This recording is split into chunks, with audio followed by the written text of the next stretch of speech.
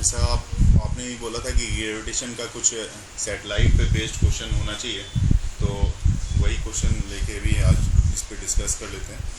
और इसमें जैसा पहला क्वेश्चन आप देख रहे हो, क्वेश्चन दिया हुआ है find the height of a satellite from the surface of the earth whose orbital speed is 5 kilometre per second.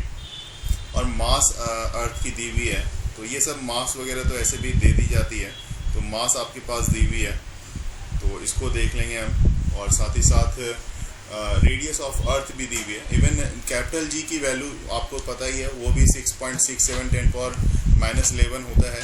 तो ये सब वैल्यू आपको पहले से ही इस सब में दे दी जाएगी। तो अब सवाल है कि इसमें से कौन सा आपका आंसर सही है, ये देखेंगे हम लोग।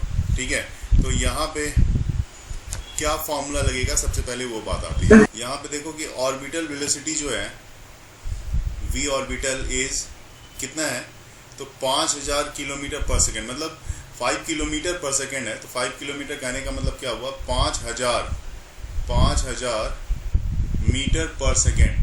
ठीक है ना। अब ये इसके साथ एक डायग्राम भी हमें ड्रॉ करना पड़ेगा।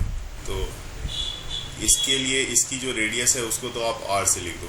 ये r इसकी रेडियस है और अर्थ है, अर्थ का मास है, ये कैपिटल M अर्थ का मास हो गया। और साथ ही साथ यहाँ पे आप देखो कि ये जो है इसकी हाइट मतलब जो आपने सैटेलाइट ली हुई है, ये अर्थ से कितने डिस्टेंस पे है, तो ये अर्थ से जो है, अर्थ के सरफेस से डिस्टेंस देखी जाए तो h डिस्टेंस पे है। अब बात करते हैं कि भाई ये जो सैटेलाइट है इसकी अपनी वेलोसिटी होगी, तो इसकी ऑर्बिटल वेलोसिटी होगी, जो यहाँ पे आप देख रहे हो v0 से दिखाया मैंने। तो इसकी अपनी एक ऑर्बिटल वेलोसिटी होगी। तो पूरा डिस्टेंस देखा जाए तो पूरा डिस्टेंस यहाँ से यहाँ तक का कितना है, तो यहाँ से अगर आप नोट डाउन भी करते हो या आपने बुक में भी जो स्टडी किया होगा वहाँ से देखा होगा, तो ये पूरा डिस्टेंस को हम लोग स्मॉल r से रिप्रेजेंट करते हैं। यहाँ के इसके सेंटर से दूसरे के सेंटर तक का डिस्टेंस जो है स्मॉल r से, जो कि स्मॉल r ये कैपिटल R, ये स्मॉल r जो है capital R plus small h के इक्वल हो जाता है, इसके इक्वल होता है। ठीक है, और हमें क्या निकालना है, हमें निकालना है क्वेश्चन में, यहाँ पे देखो कि ये पूछ रहा है कि फाइंड द हाइट, तो हमें निकालना है यहाँ पे h क्या होगा। तो फॉर्मूला बड़ा आसान है, ऑर्बिटल वेलोसिटी का जो फॉर्मूला हमने स्टडी किया हुआ है वो फॉर्मूला है VO equal to under root, ठीक है ना, अंडर रूट क्या होगा GM/r। ठीक है, तो यहाँ पे आप लिखो V0 इक्वल टू कितना हो जाएगा, under root GM/r plus h। तो अब देखो यहाँ पे क्या क्या चीज़ आपके पास दी हुई है। ठीक है, यहाँ पे आपके पास मान लो कि ये आपको देख के तो साफ पता लग रहा है कि भाई आपके पास क्या क्या वैल्यू दी हुई है। तो आप कहोगे कि मेरे पास तो g भी है, आपको पता है कि हाँ भाई हमारे पास g दिया हुआ है, मास ऑफ अर्थ भी पता है, रेडियस ऑफ अर्थ भी दिया हुआ है, और ऑर्बिटल वेलोसिटी भी यहाँ तक की दी हुई है। ये जो आप देख रहे हो ये ऑर्बिटल वेलोसिटी भी दी हुई है। तो यहाँ से आपको हिसाब से h निकल जाना चाहिए। तो निकाल के जरा देखो, यहाँ से देखोगे अगर, तो मैं कहूँगा यहाँ पे कि थोड़ा सा कैलकुलेशन को रिड्यूस किया जाए। इसके लिए आप एक रिलेशन आता है, रिलेशन वो है कि g equal to small g और कैपिटल G के बीच का रिलेशन होता है, जो आपने स्टडी भी किया होगा। Capital small g equal to capital G M/r², ये रिलेशन होता है स्मॉल g और कैपिटल G के बीच का। तो इस रिलेशन को अगर देखते हुए यहाँ पे देखो ऑर्बिटल वेलोसिटी के लिए क्या अप्लाई करेंगे, V0 इक्वल टू क्या हो जाएगा हमारे पास, अंडर रूट, ऊपर में तो GM है ही, अपॉन में देखो यहाँ पे मैं लिख रहा हूँ r²। ठीक है, अब इसको कैसे इसको अरेंज करना है, देखो समझना बात को, इसको तो सिर्फ रेडियस है ना। हाँ बिल्कुल रेडियस है। अब मैंने ये क्या एक तरह का क्रिएशन है यहाँ पे, इस तरह का कैलकुलेशन का मल्टीप्लिकेशन, और इस तरह से ऐसा करने से आपको क्या फ़ायदा मिलेगा वो देखने वाली बात है। क्योंकि अगर मान लो आपने नीचे r² लिखा है तो ऊपर r² से मल्टीप्लाई कर दिया तो ये कैंसिल आउट हो ही जाएगा। अब नीचे में आप लिख दो r प्लस h, ऐसा रख दो। देखो क्या मज़े वाली बात यहाँ पे क्या होगी कि आप जब इतनी की वैल्यू आप रखोगे ना, तो अब आपके पास, आपको पता है कि यहाँ पे आपने देखा G M by are square small G की वैल्यू है, इसका तो मतलब आर स्क्वायर से हमने जो मल्टीप्लाई किया वो कैसे कट होगा फिर? ये आर स्क्वायर कट हो जाएगा ना, तो आपके पास बचेगा ये वाला पार्ट ना, जी अच्छा, एम। आपने जे एम बाई आर को आर स्क्वायर और आर से, ओके ठीक है। ठीक है, तो मतलब ओवरऑल इसी को हमने इस तरह से यहाँ पे लिखने की कोशिश की है। अब यहाँ पे मैं उसी बात को बताना चाह रहा हूँ यहाँ पे कि मैं क्या करने जा रहा हूँ अगले नेक्स्ट स्टेप में। मैं कह रहा हूँ कि ये जो वैल्यू आपको G M by R square का है, इसको मैं अगर मैं जी लिख दूँ तो कोई दिक्कत तो नहीं है। तो ऑर्बिटल वेलोसिटी इसके बाद आपके पास आ जाएगी, इस फॉर्म में आ जाएगी। वो फॉर्म होगा आपके पास, अंदर में जी आप लिख लोगे और ये आर स्क्वायर, तो आर स्क्वायर रूट से बाहर आ सकता है, तो आप चाहो तो बाहर कर सकते हो, कोई बात नहीं, अभी मैं अंदर ही रखता हूँ, बाद में देख लेते हैं। और ये आर प्लस एच, तो अब फार्मूला आपके पास ये वाला आ गया, जिसमें थोड़ा कैलकुलेशन आपको करने में थोड़ी आसानी हो जाएगी। आपने जैसे आपने 9.8 या जी की वैल्यू आप 10 भी ले ली, तो आपको एक अप्रॉक्स आंसर यहाँ पे जरूर दिख जाएगा। उससे ज़्यादा बहुत सारा चेंजेस, बहुत ज़्यादा वेरिएशन यहाँ पे आंसर में देखने को नहीं मिलेगा आपको। कि यहाँ पे जैसे वी नॉट तो आपने देखा यहाँ पे 5000 था ही हमारे पास, तो वी नॉट की जगह पे 5000 ले लो। दिस वन इक्वल टू, यहाँ पे आप इसको कैसे लिखोगे देखो, अब यहाँ पे इसको मैं ये आर स्क्वायर है यहाँ पे, ठीक है ना, ये आर स्क्वायर है, और ये अब यहाँ पे आप क्या कर सकते हो, इसको आप ऐसा कर लो, यहाँ पे जी आर जो है ना ये आर स्क्वायर, तो अभी मैं जी आर अपॉन में, क्योंकि मैं क्या कर रहा हूँ यहाँ दोनों तरफ मैं स्क्वायरिंग कर रहा हूँ, इस तरफ भी स्क्वायरिंग कर लेते हैं और इस तरफ भी स्क्वायरिंग कर लेते हैं। तो अगर मैं दोनों तरफ स्क्वायरिंग कर लूँगा तो मेरे पास क्या रह जाएगा, तो वो चीज़ देखना है मुझे कि दोनों तरफ स्क्वायरिंग करने पे क्या रह जाएगा। तो देखो ये जो है यहाँ पे मैं इसको ऐसा लिख सकता हूँ क्या, 1 प्लस एच बाय आर ऐसा, और स्क्वायरिंग की बात हो गई दोनों तरफ, तो इस तरफ आप स्क्वायर लगा दो, ऐसा कर दो, ऐसा चेक कर लो आप कि ऐसा कर सकते हैं या नहीं कर सकते। बिल्कुल कर सकते हैं आप कहोगे। मेरा कहना ये है कि जैसे आपके पास क्वेश्चन में जो भी चीज़ दी हुई थी, मान लो ऑर्बिटल वेलोसिटी दे दी गई 5 किलोमीटर पर सेकेंड की दे दी गई, ठीक है, सब चीज़ तो दे दी गई है, उसको देख लेते हैं। जी की वैल्यू आपको पता है, वो मैंने देख लिया, और मास ऑफ अर्थ भी आपने देख लिया, आर भी आपने देख लिया, रेडियस ऑफ अर्थ भी दी हुई थी, और आपको हाइट निकालना था।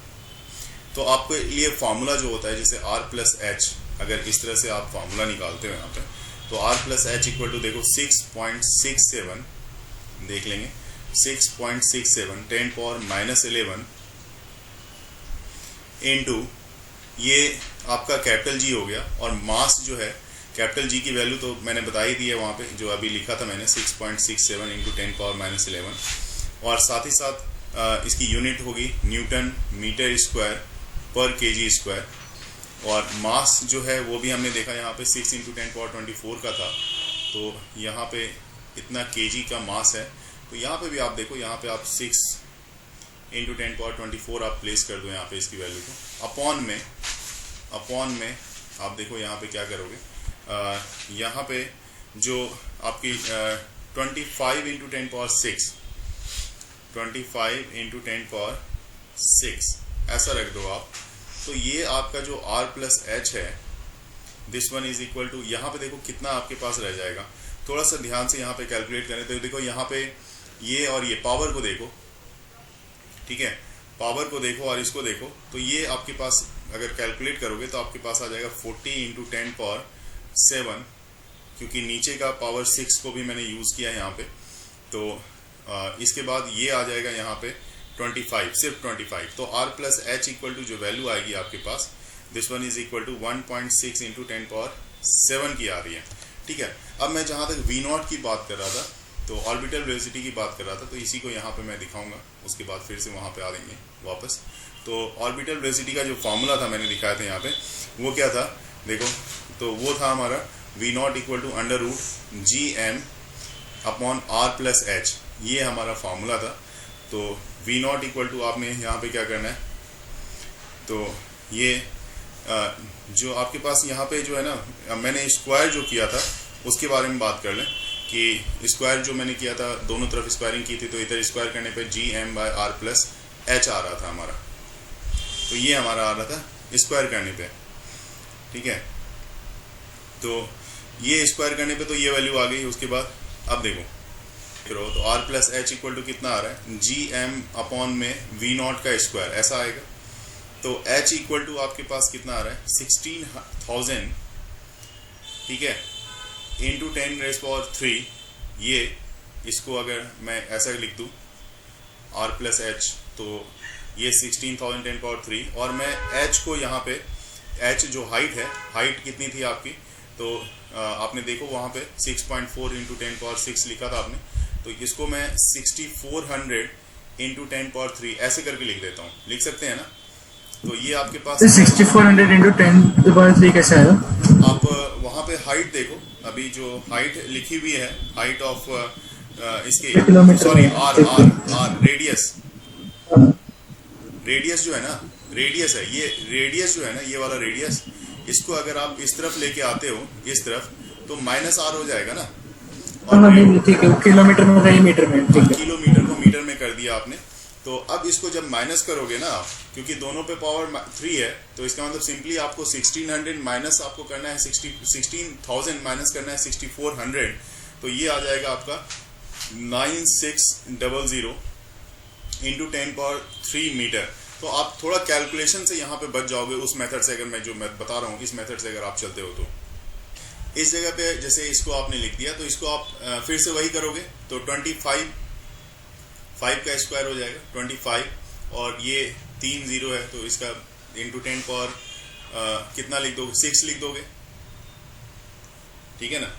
और this one is equal to, अगर जी को मैं 10 ले लूँ, 10 ले लिया, into R radius of earth, तो रेडियस ऑफ अर्थ आपको फिर से वही क्या करना पड़ेगा, 6400 इंटू 10⁻³ अपॉन में 1 प्लस h। तो हाइट आप देख लो फिर से, और हाइट देखने के बाद फिर से हाइट h आपको निकालनी है, अपॉन ये फिर से आपको यहाँ पे 6400 इंटू 10⁻³। तो इतना ज़्यादा कैलकुलेशन आपको यहाँ पे करना पड़ेगा। इसी कैलकुलेशन से बचने के लिए मैंने आपको उस मेथड पे मैं लेके चला गया था आपको। मान लो आगे भी करोगे, जैसे इसको आप क्या करोगे, इसको मान लो इसको आप डिवाइड में ले आओ, बाकी इस सारे पोर्शन को इस तरफ ले आओ, तो आप क्या लिखोगे 1 प्लस h अपॉन जो भी है 60, ये जो आपके पास वैल्यू दी हुई है r की, तो r 6400 किलोमीटर है, तो यहाँ पे आप लिख दो 64 into 10⁻³ this one is equal to, आप क्या करोगे 10 इंटू 10⁻³ मतलब 10⁻4 इंटू 6400 है ना, जो रेडियस आपके पास दी हुई है 6400 इंटू 10⁻³ इसी के साथ इंक्लूड है, अपॉन में यहाँ पे आप देखोगे तो 25 इंटू 10⁻6 ऐसा आएगा। और अब जो है आप यहाँ पे फिर से, चूँकि आपको h को यहाँ रहने देना है, बाकी जो पार्ट करोगे आप इधर से 1 को उधर लेके चले जाओगे, तो यहाँ पे -1 हो जाएगा, और तब आप जाके h इक्वल टू इतना इंटू में ये वाला जाएगा इंटू में, तो कैलकुलेशन बड़ा लेंदी यहाँ पे होने वाला है, इसलिए इस पार्ट को छोड़ के मैंने आपको यहाँ पे कैलकुलेशन को इजी सिंप्लीफाई करके यहाँ पे इस मेथड से लेके आ गया था, जो कि यहाँ पे आपको एक रिजल्ट भी, सही रिजल्ट भी इंस्टेंटली दे देता है। में ये कह रहा है, क्वेश्चन नंबर 2 है हमारा, ये कहता है कि so that the orbital speed of a body revolving very close to the surface of the planet of the radius r and mean density rho is इतना। ये आपको दिखाना है, जो ऑर्बिटल वेलोसिटी रिवॉल्व कर रही है प्लैनेट के सराउंडिंग्स में, उसकी जो मीन डेंसिटी है रो की वैल्यू जो है वो this one is equal to इतना π√π ρg, ठीक है ना, और अपॉन में जो है 3 मीन डेंसिटी की जो वैल्यू है वो हमें यहाँ पे दिखाना है। तो हमें इनफैक्ट ऑर्बिटल स्पीड ही दिखाना है कि ये जो है ऑर्बिटल स्पीड जो है vo ये इसके इक्वल है, ये हमें दिखाना है यहाँ पे। इस केस में एक चीज़ तो आप देख लो, चूंकि ये कह रहा है क्या कि revolving very close to the surface के काफ़ी क्लोज है, तो दैट मीन्स यहाँ पे ये समझा जा सकता है कि ये हाइट जो है वो ऑलमोस्ट 0 होगी। ये चीज़ आपको ध्यान रखना पड़ेगा, इसमें हाइट को आपको इग्नोर करना ही पड़ेगा। ऐसे केस में सबसे पहले पता क्या करो, आप इसका मास निकालो, जो भी सैटेलाइट के सराउंडिंग्स में ये रिवॉल्व कर रहा है ना, उसका मास निकाल लो। तो मास इक्वल टू क्या होता है, मास इक्वल टू हो जाएगा वॉल्यूम इंटू डेंसिटी। तो जो वॉल्यूम होगी, जो स्फेरिकल बॉडी है हमारी, इसकी वॉल्यूम इंटू इसकी डेंसिटी। तो वॉल्यूम जो इसका रेडियस कितना है, तो इसका रेडियस अगर आप मान लो r है, तो ये हो जाएगा, चूंकि स्फेरिकल बॉडी है तो ये हो जाएगा 4/3 पाई r³ इंटू रो। तो इसकी मास इतनी होगी। और चूंकि ऑर्बिटल वेलोसिटी, अब यहाँ पे क्या है कि ऐसा नहीं है कि आपका जो सैटेलाइट है ना, जो मतलब ये है, ये काफ़ी दूर में रिवॉल्व कर रहा हो, तो h आपको लेने की ज़रूरत तो है नहीं। तो h लेने की जब ज़रूरत नहीं है, तो क्योंकि h आपका यहाँ पे नेग्लिजिबल आपने माना है, तो ऑब्वियस ही बात है कि जो जितने इसका सरफेस के अराउंड में ये मूव कर रहा है, तो इसका मतलब इस केस में स्मॉल r जो होगा वो कैपिटल R के इक्वल लोगे आप। तो कैपिटल R के इक्वल लोगे, तो जो ऑर्बिटल वेलोसिटी का फार्मूला होता है वो फार्मूला है VO equal to √GM/r। GM by, पहले तो स्मॉल r लेते थे, लेकिन अब इसको आप क्या करोगे, √GM/कैपिटल R मान लोगे, क्योंकि यही स्मॉल r क्या है, किसके इक्वल है, कैपिटल R के इक्वल है।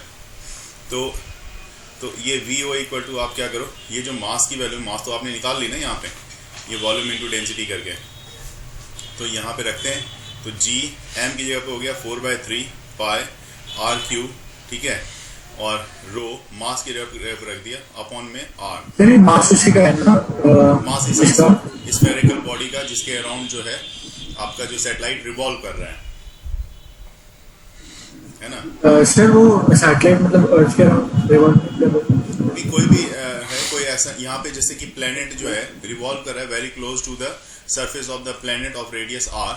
तो यहाँ पे अर्थ की बात नहीं कर रहा, तो जो भी रहा होगा उसके अराउंड ये रिवॉल्व कर रहा है, तो उसका मास हमने m माना हुआ है।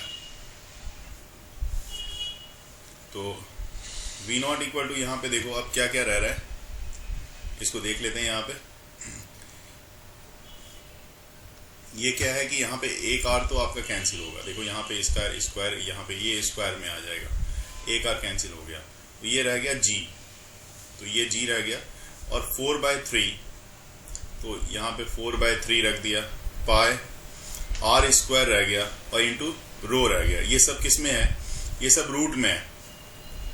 तो इसका मतलब अब देखो यहाँ पे क्या क्या बाहर आएगा कि 4 से, ये 4 है, 4 से 2 बाहर आ जाएगा रूट से, r² से एक r बाहर आ गया, तो अंदर में क्या रह गया, अंदर में रह गया आपका पाई रो और g।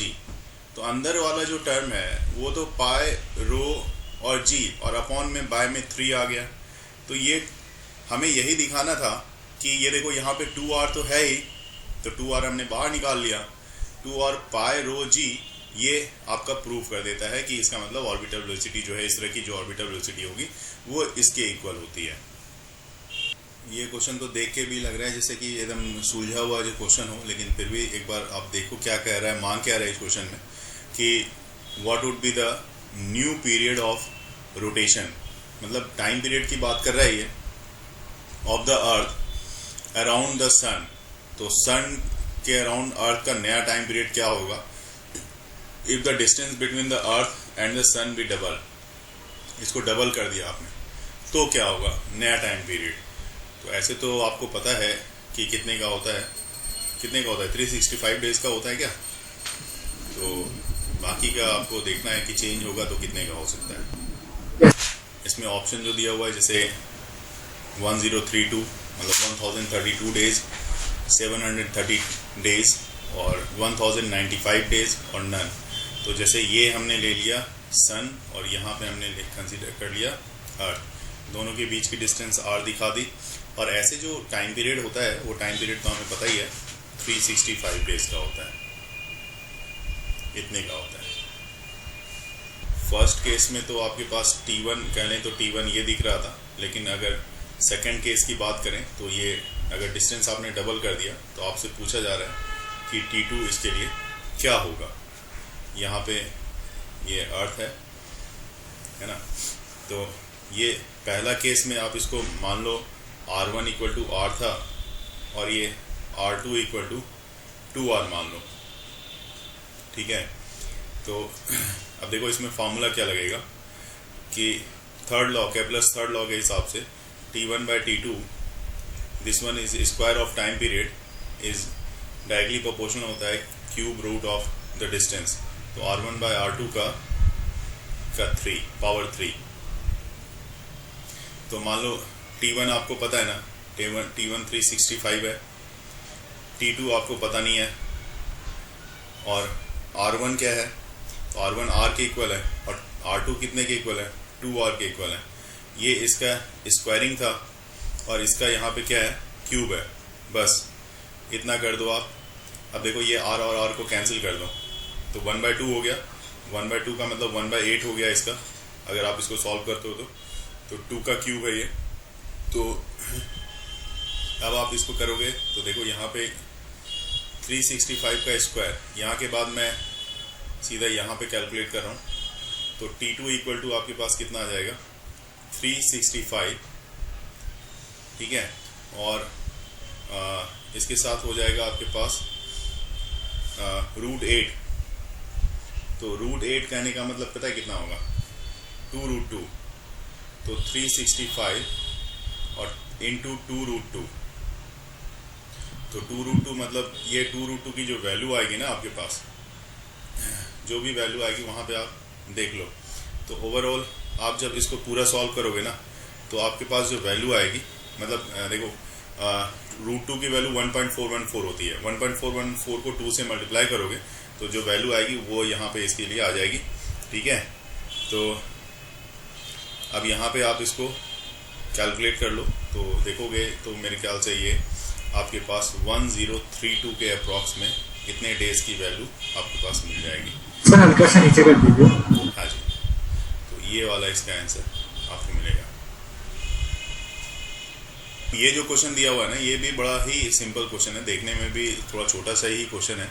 क्वेश्चन नंबर 4 है, compare the orbital speed of 2 satellite. अब 2 सैटेलाइट की ऑर्बिटल स्पीड को कंपेयर करना है, जबकि उसकी रेशियो पीरियड की, टाइम पीरियड की रेशियो दी हुई है वो 8:1 की दी हुई है।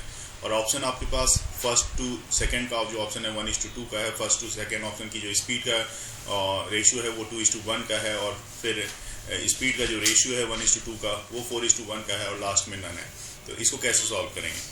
केपलर्स थर्ड लॉ तो आपको पता ही है। केपलर्स थर्ड लॉ जो square of time period is directly proportional to the, तो square of time period is directly proportional to the cube root of the distance semi major axis, ठीक है ना। तो यहाँ पे अभी इसको मैंने यूज भी किया था। अभी आपने देखा था T1:T2 आपके पास क्वेश्चन में दिया हुआ है कि T1:T2 जो है, दिस वन इज 8:1 है, ठीक है ना, 8:1 है। आपको क्या निकालना है, VO1 अपॉन VO2, इसका रेशियो निकालना है। तो इसका फॉर्मूला निकालना पड़ेगा आपको। तो देखो इसका पहले का फॉर्मूला देखोगे आप तो ये आप ऐसा लिख सकते हो, GM/R1 अपॉन में दूसरे का लिख सकते हो आप GM/R2, ऐसा लिख सकते हो, ठीक है, क्योंकि ऑर्बिटल वेलोसिटी का फॉर्मूला यही होता है। तो अगर इसको आप करोगे तो GM और GM दोनों में कैंसिल हो जाएगा, तो सिर्फ रह जाएगा √R2/R1, ठीक है ना। तो R2/R1 दो कितने के इक्वल आएगा, अभी टाइम पीरियड का रेशियो इतना है, ठीक है। अब आप कैसे इसको रिलेट करोगे टाइम से, ठीक है। अब हमें कैसे रिलेट करना है, देखो तो ये आपके पास गिवन है, इसी से आप R1:R2 निकाल लो तो काम आपका आसान हो जाएगा। क्योंकि अभी हमने R1-R2 का रिलेट किया था। वो कैसे रिलेट किया था वो देखो, मैंने कहा था कि T1/T2 का स्क्वायर, जो अपने प्रीवियस क्वेश्चन में मैंने डिस्कस किया था, दिस वन इज R1/R2 का पावर क्यूब, और T1/T2 का तो 8:1 था। तो 8:1 इक्वल टू R1/R2। तो इसका पावर 1/3 को इधर 3 करोगे तो ये 1/3 हो जाएगा। 1/3 कहने का मतलब ये हो गया 2:1 का हो गया। तो R1 और R2 आपसे साथ रिलेट हो गया यहाँ पे, ठीक है ना। तो अब यहाँ पे ऐसे नहीं, क्या ये पॉसिबल है, तो ऐसे कर सकते हैं यहाँ पे। तो चलो देखते हैं पहले, ऐसे तो डायरेक्ट करना आसान नहीं होगा। तो इसको यहाँ पे क्रॉस कर रहा हूँ मैं, यहाँ पे देख लो आप। तो यहाँ पे T1 का स्क्वायर, ये स्क्वायरिंग ऑफ टाइम पीरियड है, तो ये T1 का स्क्वायर होगा। तो नेक्स्ट स्टेप में मैं यहाँ पे करा रहा हूँ, T1 का स्क्वायर मतलब 8 बाय 1 इसका स्क्वायरिंग होगा, ठीक है ना। This one is R1 bye R2 इसका क्यूब होगा। तो 8 बाय 1 कहने का मतलब कितना हो गया, इसका स्क्वायरिंग मतलब 64/1 हो गया। This one is R1 bye R2 और R1 बाय R2 का यहाँ पे क्यूब होगा, तो R1/R2 का क्यूब हो गया। तो अब इससे आप निकाल सकते हो यहाँ पे R1 बाय R2 का क्यूब कहने का मतलब इसको देखो आप, तो इसको आप क्या लिखोगे, इसको आप फिर दोनों को डिवाइड, दोनों की पावर में हम लोग कर सकते हैं ना, डिवाइड बाय 1/6, तो उससे आ जाएगा जो हमें चाहिए। हाँ, ये 4 × 4 करोगे ना 64 को, है ना। इधर तो 1 × 1 ऐसे करके लिख सकते हो आप। तो यहाँ पे आपको R1 बाय R2 तो रेशियो मिल रहा है ना, इसका मतलब ये, क्योंकि इसके बाद इसकी पावर आप 1/3 करने जा रहे हो, तो इसका मतलब R1 बाय R2 का रेशियो आपको 4:1 का मिलने जा रहा है। आ रही बात समझ में? यस। तो यहाँ पे 4:1 मतलब R1 बाय R2 अगर 4:1 मिल रहा है तो आप सीधा आप इसमें अप्लाई कर दो आप, ठीक है। तो इसका आंसर बी पड़ रहा है। हाँ बताइए। और ये मतलब दोनों सेम नहीं, बी आ गया। तो इसका मतलब R2 बाय R1 जो है 1/4 हो गया ना, है ना। R2 बाय R1 कितना हो गया, 1/4 हो गया। और यहाँ पे आप देखो इसको देखो, यहाँ से कैसे रिलेट किया आपने इसको को, यहाँ तक देखो, अब सिर्फ सिंपल से डायरेक्ट देखो। तो इसका मतलब VO1 और VO2 मतलब speed of 1 to the speed of 2, 1/4 का यहाँ पर आ रहा है, 1 और 2 का। लेकिन यहाँ पे अब देखो लेकिन यहाँ पे अभी हमने स्क्वायर रूट का काम नहीं किया ना। स्क्वायर रूट का जब आप इधर करोगे तो ये कितना हो जाएगा, 1/2 हो जाएगा, क्योंकि ये इस रूट से बाहर आएगा ना फिर, ठीक है। ये रूट से बाहर आएगा तो ये 1/2 डायरेक्ट यहाँ पे इसका आ जाएगा।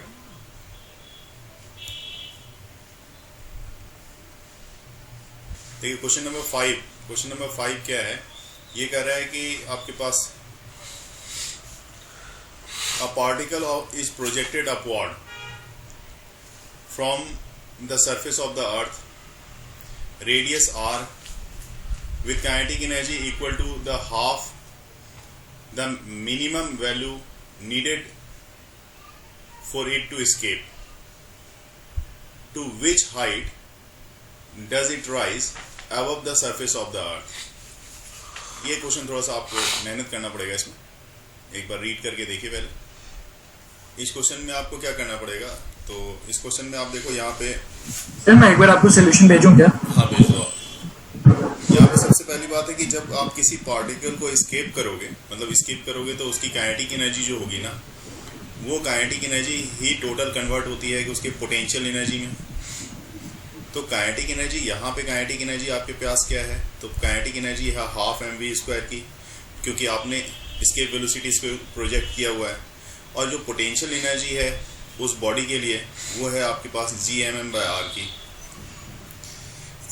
लेकिन सप्लाइड काइनेटिक एनर्जी जो है वो कितने की है वो देखो, तो supplied kinetic energy is equal to, चूंकि यहाँ पे लिखा हुआ है ये देख सकते हो आप कि kinetic energy equal to half the maximum value जो नीड है, तो हाफ द मैक्सिमम वैल्यू, तो मैक्सिमम वैल्यू तो हमारी ये वाली है, इसका हाफ मतलब हाफ कर दो, हाफ ऑफ 12mv², ये आप अब उसमें सप्लाई कर रहे हो, तो this one is equal to आपके पास कितना हो जाएगा, तो दोनों तरफ हाफ करके मैं देख रहा हूँ, तो Gmm/2r हमारे पास मिल रहा है, ठीक है। अब ऐसे केस में जो बॉडी है, मान लो कि अब पूरा वो एस्केप तो हुआ नहीं पूरी तरह से, वो बाहर गया नहीं ग्रेविटेशनल फील्ड के, तो ऐसे केस में मान लिया कि आपकी जो बॉडी है वो h हाइट तक जाती है, जो पार्टिकल है, पार्टिकल राइज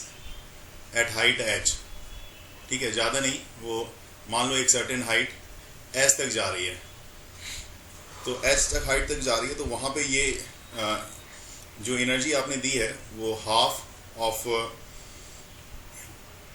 काइनेटिक एनर्जी, मतलब हाफ ऑफ 12mv², ठीक है। This must be equal to Gmm/r², अब जो हाइट तक गई है वो है r प्लस एच, क्योंकि इतनी हाइट तक गई है, r तो उसको क्रॉस करना ही था, रेडियस ऑफ सरफेस के ऊपर ही आप प्रोजेक्ट कर रहे हो, तो r प्लस एच जा रही है, तो ये GMM by r plus h के इक्वल हो गई। तो इसका मतलब ये हो गया। अब ये देखो आप यहाँ पे, चूंकि आपने क्या दिखाया है कि GMM बाय r जो है ये हाफ mv² के इक्वल है, तो इसका मतलब ये हाफ mv² के इक्वल है, तो हाफ mv² जो है वो GMM बाय r इसके इक्वल हो गई, और ये 2 particle rises to height h, तो वो कैसे आया? मान लिया।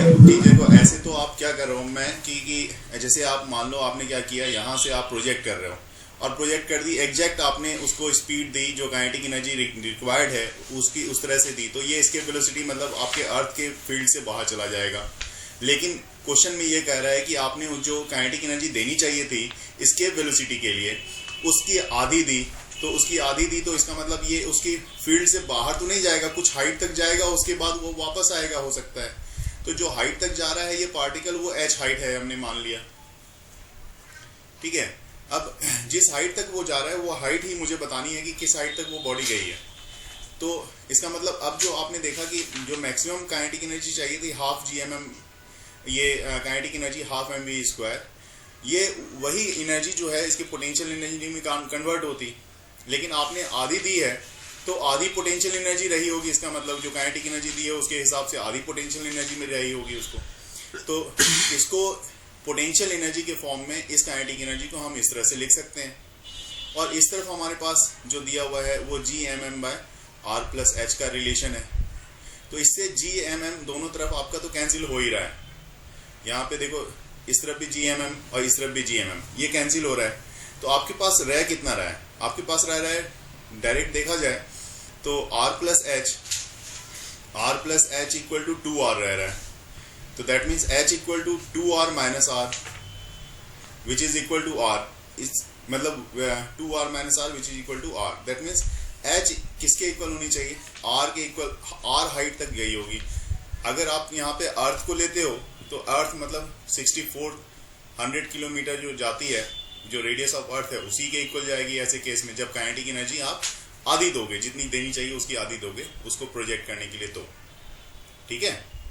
क्वेश्चन जो है वो बड़ा सिंपल सा है कि क्वेश्चन में सिर्फ ये पूछा जा रहा है कि बाइंडिंग एनर्जी के बारे में पूछा गया है कि what will be the binding energy of satellite, जिस सैटेलाइट का मास जो है वो 80 kg है और वो रिवॉल्व कर रहा है, revolving in an orbit close to the earth surface. अब ये भी फिर से अर्थ के काफ़ी क्लोज हो गया, तो इसका मतलब है कि आप यहाँ पे ये ले सकते हो कि हाइट ऑलमोस्ट 0 की जा सकती है, ये चीज़ सोचने वाली बात है। और also calculate the binding energy at A height, अब देखो यहाँ पे हाइट दी भी है, इसका मतलब आपको कंसीडर करना पड़ेगा at height 1600 kilometre from the earth surface, कि अर्थ सरफेस से जो है क्या इसकी बाइंडिंग एनर्जी रहेगी इतने हाइट पे, वो आपको बताना होगा। मास ऑफ अर्थ दिया हुआ है, रेडियस ऑफ अर्थ दी हुई है, और ये 4 ऑप्शन दिए हुए हैं आपके पास। जो पहला केस है यहाँ पे मैंने मान लो कि मास ऑफ अर्थ है, इसका मास m मान लिया हमने, ये सेंटर है, और अगर इसके पहला केस में जैसे ये अर्थ के सरफेस के काफ़ी नज़दीक में रिवॉल्व कर रहा है, तो इसकी ऑर्बिटल वेलोसिटी v0 मान लिया आपने, और ये फर्स्ट केस के लिए होगा, फर्स्ट केस के लिए होगा। और दूसरे में आप देख रहे हो कि ये जो है थोड़ा ज़्यादा दूर पे है, तो ये यहाँ पे ये रिवॉल्व कर रहा है, तो इसकी वेलोसिटी जो है यहाँ पे भी देखनी पड़ेगी, यहाँ पे इसकी वेलोसिटी क्या होगी, तो दोनों ही केस यहाँ पे आपको देखना पड़ेगा, ठीक है। तो कैसे इसको सॉल्व करेंगे वो देखते हैं। यहाँ पे क्या क्या चीज़ दी हुई, बाइंडिंग एनर्जी पहले निकाल लो आप, 1 का पहले बाइंडिंग एनर्जी, ठीक है। तो यहाँ देखो, यहाँ पे मैं लिख रहा हूँ बाइंडिंग एनर्जी फर्स्ट के लिए मतलब इस जगह के लिए, यहाँ पर के लिए बाइंडिंग एनर्जी देखी जाएगी, ठीक है। और सेकेंड केस में जो है ना, आप यहाँ पे हो, सेकेंड केस में मतलब VO2 ये ले लो और ये VO1 ले लो, ऑर्बिटल वेलोसिटी 1 के लिए और ये ऑर्बिटल वेलोसिटी 2 के लिए। तो हमें बाइंडिंग एनर्जी यहाँ पे एक तो 1 के लिए चाहिए होगी, और दूसरा हमें बाइंडिंग एनर्जी जो 1600 किलोमीटर पे है, तो बाइंडिंग एनर्जी वहाँ पे 2 के लिए जरूरत पड़ेगी कि यहाँ पे क्या होगी दोनों ही केस में।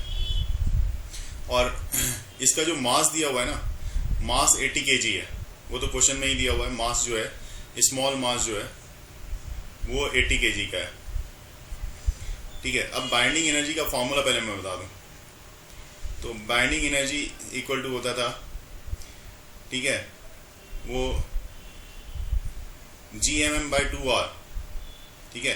हालांकि दोनों का मास एक भी थोड़ा ना है, क्या हम लोग बाइंडिंग एनर्जी जो है ना माइनस ऑफ टोटल एनर्जी के इक्वल होती है। टोटल एनर्जी मतलब टोटल एनर्जी जो लगती है, निगेटिव इसलिए क्योंकि वो उसको ऑर्बिट में बांध के रखता है। तो अगर कहें तो बाइंडिंग एनर्जी जो है हमारा, अगर मैग्नीट्यूड वाइज देखा जाए तो वो Gmm/2r के लिए होता है, ठीक है। मतलब जो बाइंडिंग एनर्जी होती है, अगर बात की जाए, जो बाइंडिंग एनर्जी होती है वही जो है वो काइनेटिक एनर्जी होती है, क्योंकि वो उसको बांध के रखा रहता है, उसी कारण से उसी ऑर्बिट में वो चक्कर लगाता रहता है, और वही जो है टोटल एनर्जी के निगेटिव में वो रिप्रेजेंट करता है। तो इस तरह से हम लोग इसको बाइंडिंग एनर्जी, टोटल एनर्जी और काइनेटिक एनर्जी को हम लोग रिलेट करके समझ सकते हैं। और ऑर्बिटल वेलोसिटी का जो फॉर्मूला आपने देखा, तो ऑर्बिटल वेलोसिटी का फॉर्मूला क्या था? वो फॉर्मूला था √Gm/r, ये ऑर्बिटल वेलोसिटी का फॉर्मूला होता है। तो देखो फर्स्ट वाला केस की बात कर लेते हैं। फर्स्ट वाले केस में जो बाइंडिंग एनर्जी है Gmm/2r, इसको देखते हैं इसमें कैसे निकालेंगे।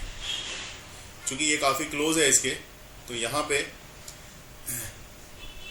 पे आप कह सकते हो कि ये जो डिस्टेंस होगा ना, ये r1, ये जो डिस्टेंस है ना, r1 किसके इक्वल है? तो r के इक्वल है, क्योंकि रेडियस ऑफ अर्थ के इक्वल होगा, ठीक है। तो ऐसे केस में आप इसको क्या लिखोगे? तो ये लिखोगे Gmm अपॉन, ये r की जगह पे आप क्या लिख दोगे? 2r, क्योंकि फर्स्ट केस में आपने देखा कि r1 इक्वल टू क्या था? r1 इक्वल टू 2r के इक्वल था, sorry r1 equal to capital R के इक्वल था, जो यहाँ पे हम देख रहे हैं। तो ये फर्स्ट केस में था, ठीक है। तो यहाँ पे सीधा लिख दो r1 equal to 2r, clean करके r1 इक्वल टू r, ये हो गया। और स्मॉल जी और कैपिटल जी के बीच का रिलेशन भी हमें अच्छे से पता है। स्मॉल जी और कैपिटल जी के बीच का relation G equal to Gm by कितना होता है? r²। अब इसका रिलेशन आपको पता है कि इसका रिलेशन पिछली बार भी हमने यूज़ किया था। क्या? कैलकुलेशन को थोड़ा सिंप्लीफाई करने के पॉइंट ऑफ व्यू से हमने यहाँ पे यूज़ किया था, जिसकी वैल्यू 9.8 होती है। तो यहाँ पे भी कुछ ऐसा टर्म हमारे पास देखने को मिल रहा है। तो ये क्या मिल रहा है हमारे पास? इसको भी हम थोड़ा सा चेंज करेंगे। तो इसमें हम यहाँ पहले चेंज करेंगे, थोड़ा सा चेंज कर लें तो हमारे पास थोड़ा आसान हो जाएगा। वो क्या? वो चेंज करने वाले हैं, देखो इसमें यहाँ पे कैलकुलेशन में थोड़ा सा चेंज करके कैसे करता हूँ, तो कलर चेंज कर लेते हैं ताकि हमें समझ में आ जाए। तो GMR हो जाएगा, यहाँ पे मैं r से मल्टीप्लाई कर रहा हूँ और ऊपर में भी r से मल्टीप्लाई कर रहा हूँ, जिससे कि मुझे जो टर्म्स मैं ढूंढना चाह रहा था वो टर्म्स मुझे मिल जाए। वो टर्म्स है हमारा Gm/r²।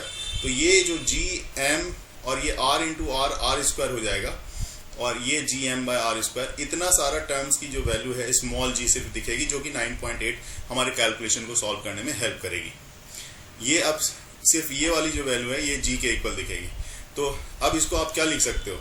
इसको आप लिखोगे 1/2 तो है ही, m, ये m है और ये g है और ये r है।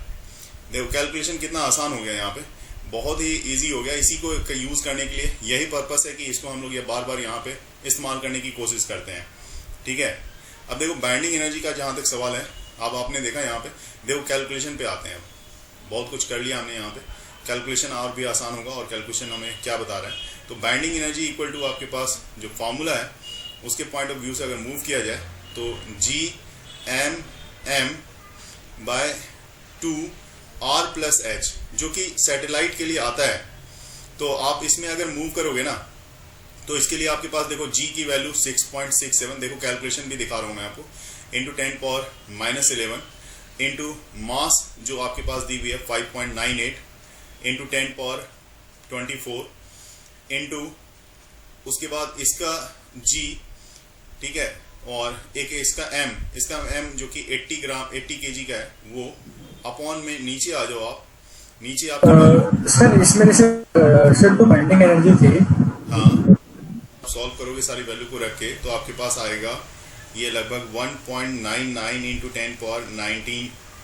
10⁻9 जूल, मतलब आ तो रहा है यहाँ पे भी, लेकिन यहाँ पे हमारे लिए क्या करना है कि इतने सारे कैलकुलेशन से बचना है। इसलिए तो मैं आपको इस मेथड पे लेके आ रहा हूँ। ये वाला जो मैंने बाइंडिंग एनर्जी के लिए ये वाला जो फॉर्मूला दिया है, जिसने कि आप इस सब इतने बड़े कैलकुलेशन को जो यहाँ पे आप देख रहे हो, ये सारा तामझाम जो है खत्म हो जाएगा। सर 80 to 10⁻6 कैसे हुआ? यहाँ पे कितना है, ये तो मतलब मास है 80 का हाफ कितना हो जाएगा, 80 का हाफ 40 हो गया, तो 40 इंटू जी की वैल्यू 9.8 अगर रख लूँ और आर रेडियस में रख दूँ 6400 इंटू 10⁻3 ऐसा रख दूँ, तो देखो अगर 10 भी लिया होता तो 256 के लगभग आता है, कुछ वैल्यू आती है यहाँ पे 256 के लगभग, तो मतलब 256 के लगभग मतलब 2.0 आ रहा है, 2.49 2.56 इस तरह से कुछ वैल्यू वहाँ पे वो दे देता है हमारे पास।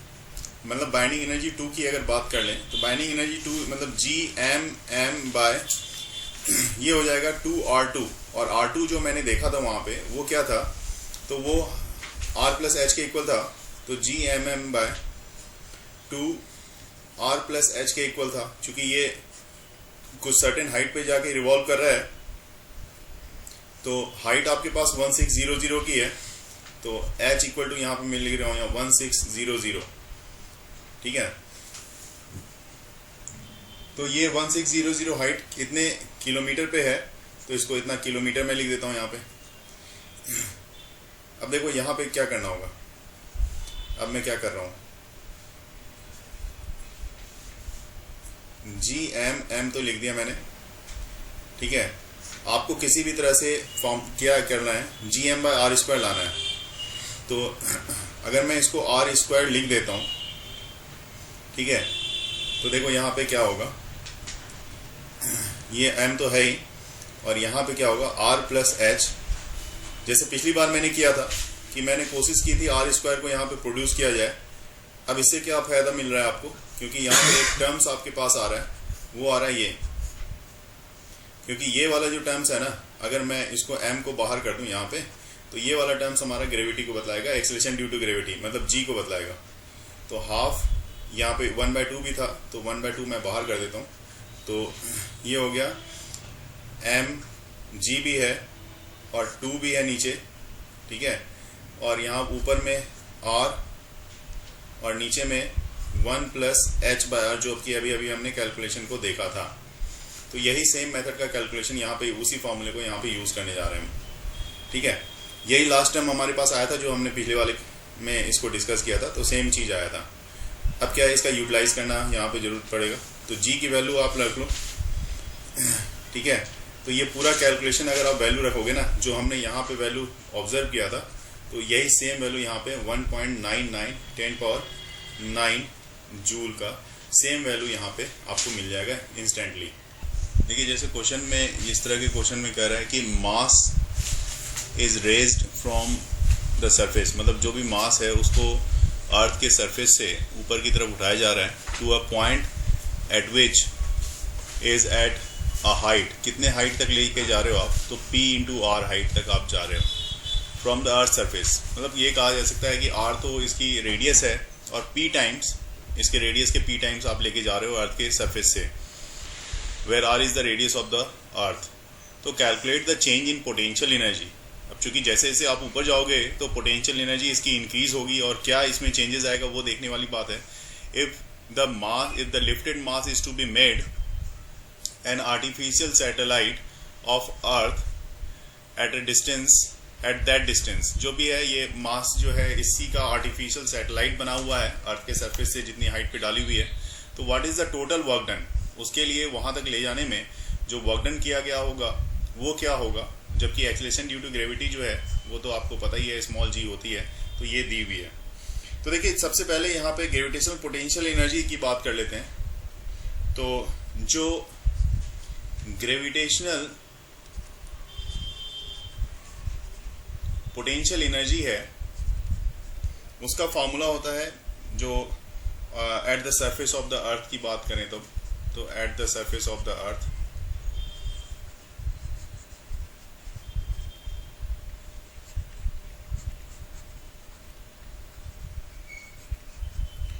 तो उसका फॉर्मूला उसके लिए U1 से लिखते हैं उसको। U1 इक्वल टू आपको पता ही है minus G capital M into small m upon R, क्योंकि अर्थ के सरफेस पे बात की जा रही है। लेकिन यही ग्रेविटेशनल पोटेंशियल एनर्जी, ये जो ग्रेविटेशनल पोटेंशियल एनर्जी है कितने हाइट पे, मतलब P इंटू आर की हाइट पे, अर्थ के सरफेस से P इंटू आर के हाइट पे बात की जा रही है। तो P इंटू आर हाइट पे बात की जाए तो जो पोटेंशियल एनर्जी होगी इस केस में this one is equal to minus g m m और आर की जगह पे P इंटू आर ये आ जाएगा। ठीक है, तो इंक्रीज इन पोटेंशियल एनर्जी जो आप दिखाओगे उसको डेल्टा यू से अगर मैं लिख दूं तो this one is equal to हो जाएगा U2 माइनस U1, क्योंकि मैंने बताया कि जैसे आप हाइट पे जा रहे हो तो हाइट पे जैसे जा रहे हो तो ऐसे पोटेंशियल एनर्जी बढ़ रही है, तो बाद की जो पोटेंशियल एनर्जी होगी वो ज़्यादा होगी पहले की पोटेंशियल एनर्जी से। तो U2 जो है आपका minus g m m upon में P इंटू आर और माइनस, और यहाँ पे भी माइनस है तो माइनस और माइनस ये प्लस हो जाना है आपका यहाँ पे, तो प्लस ये हो जाएगा आपका जी एम एम अपॉन में R। ठीक है, तो आपको पता है यहाँ पे ये सब कॉमन है, जी एम एम बाय आर तो सब में ही कॉमन है, तो आप इसमें कॉमन ले लो जी एम एम। ठीक है, चाहो तो आप R कॉमन ले लो, लेकिन मैं अभी R कॉमन नहीं ले रहा, तो इसमें यहाँ पे इस तरफ रह जाएगा आपका एक तरफ P माइनस 1 अपॉन में P इंटू आर। ठीक है, और इसके बाद आप देखो यहाँ पे, तो इसको आप ऐसा भी लिख सकते हो, क्योंकि जी एम बहुत बार मैंने इस फॉर्मूले को यूज़ किया है कि स्मॉल जी इक्वल टू होता है G M by are square. फिर से एक बार इसी फॉर्मूले की बात करें तो जी एम इक्वल टू हो जाएगा आपके पास small g into are square.